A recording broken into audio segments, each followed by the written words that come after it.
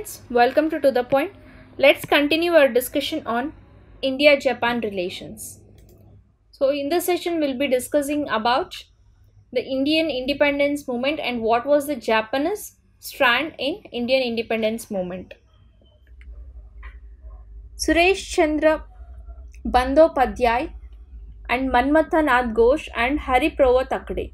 They were among the earliest Indians who visited Japan and wrote on their experiences there.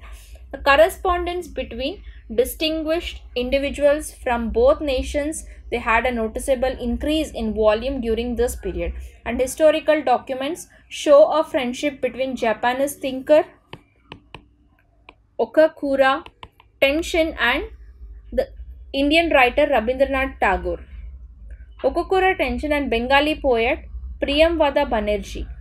Govindrav N. Potder established an organization called the Indo-Japanese Association in 1904 with the help of a Japanese friend and dedicated to helping Indian expatriates who were migrating to Japan. So as India was then a British colony, Indo-Japanese relations were boosted by the Anglo-Japanese alliance.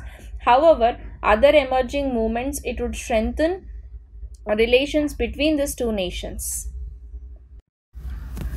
The Pan-Asian ideals and the Indian independence movement, it saw India and Japan grow closer, reaching their apogee during the Second World War. And relations between Britain and Japan had started to deteriorate since the end of the Anglo-Japanese alliance on 17th August 1923 due to American pressure, and many of Indian independence activists escaped to Japan, including activist Rash Behari Bose, which furthered Indo-Japanese relations. And future Japanese Prime Minister Tsuyoshi Inukai, Pan-Asianist Mitsuru Toyama and other Japanese individuals supported the Indian independence movement. And A.M. Nair, a student from India, he became an independence movement activist, and Nair supported the INA leaders Subhash Chandra Bose during the Second World War, and Japan started the Pacific phase of the Second World War by attacking British, Dutch and the American positions in Asia. So the Japanese eventually aimed to capture the British colony of Burma, establishing an alliance with the Indian National Army, an Indian nationalist organization which adopted an enemy of our enemy is a friend attitude. Legacy that is still controversial today given the war crimes committed by the Imperial Japan and its allies. So in the year 1899, Tokyo Imperial University, it set up chair in Sanskrit and Pali. So with a further chair in comparative religion being set up in 1903. So in this environment, a number of Indian students came to Japan in the early 20th century, founding the Oriental Young Men's Association in 1900. So their pro-independence political activity caused consternation to colonial government following a report in the London Spectator. So before World War II, in 1934, Indo-Japanese Trade Agreement of 1934, it was signed in Delhi on 5th January 1934 and went effective on 12th July 1934.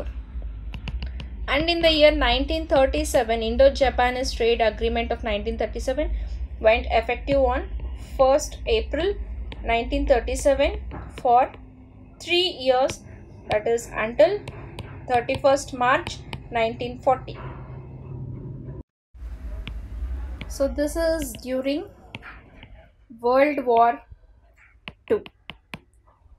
So since India was a British colony when the Second World War broke out, it was deemed to have entered the war on the sides of the Allies, and over 2 million Indians participated in the war, and many served in the compact against the Japanese, who briefly occupied British Burma and reached the Indian border. And some about 67,000 Indian soldiers 67,000 Indian soldiers were captured by the Japanese when Singapore surrendered in 1942. So many of whom later became the part of Japanese-sponsored Indian National Army in the year 1944 to 1945. The combined British and Indian forces defeated the Japanese in a series of battles in Burma, and the Indian National Army disintegrated. So the Indian National Army.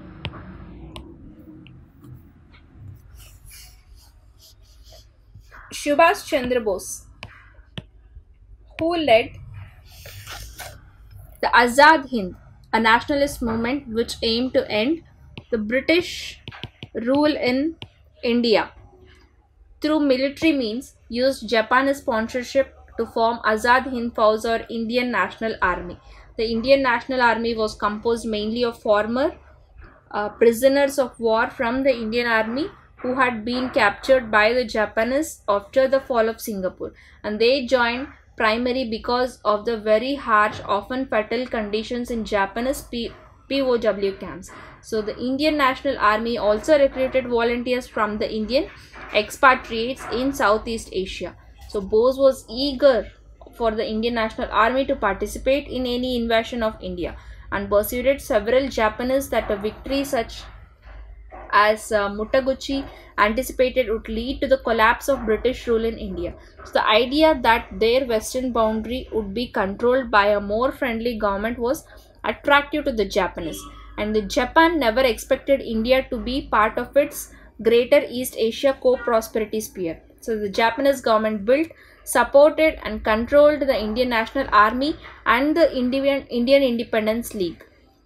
Japanese forces included the INA units, Indian National Army units, in many battles, most notably at the Yugo offensive at Manipur. And the offensive culminated in battles of Impal and Kohima, where the Japanese forces and they were pushed back, and the Indian National Army lost the cohesion. So in the next session, let's discuss about the modern relations between India and Japan. Thank you.